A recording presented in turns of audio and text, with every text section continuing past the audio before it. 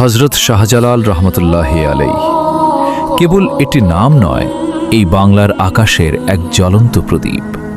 আজ আমরা বিলাসিতায় ডুবে আছি, কিন্তু একবারও কি ভেবেছি এই মানুষটা কেন সুদূর ইয়েমেন থেকে নিজের ঘর বাড়ি, আপনজন আর সমস্ত সুখ বিসর্জন দিয়ে এই অচেনা বাংলায় পা রেখেছিলেন?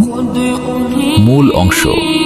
৩৬০ জন আউলিয়াকে সাথে নিয়ে যখন তিনি সিলেটের দুর্গম পাহাড়ে দাঁড়িয়েছিলেন, তখন তাদের সামনে ছিল না কোনো ফুলের বিছানা, ছিল রাজা গৌর গোবিন্দের অকথ্য জুলুম, পাথরের আঘাত আর অনাহার। নিজের রক্ত ঝরিয়েছেন, প্রতিটি ধূলি কণায় নিজেদের ঘাম মিশিয়েছেন, কেবল আমাদের কানে আল্লাহু আকবার ধ্বনি পৌঁছে দেওয়ার জন্য।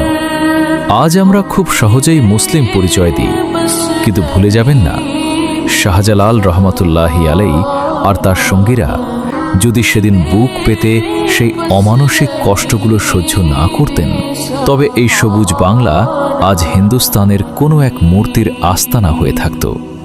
আমাদের কপালে সিজদাহ জুটত না, জিভে আসত না পবিত্র কালিমা। আক্ষেপ ও উপসংহার, কতটা অকৃতজ্ঞ আমরা। আজ তাদের সেই ত্যাগের ইতিহাস আমাদের কাছে কেবল রূপকথা। আমরা তাদের ভুলে গেছি তাদের আদর্শ, অথচ আমাদের প্রতিটি নিঃশ্বাসে মিশে আছে তাদের সেই মহান ঋণ।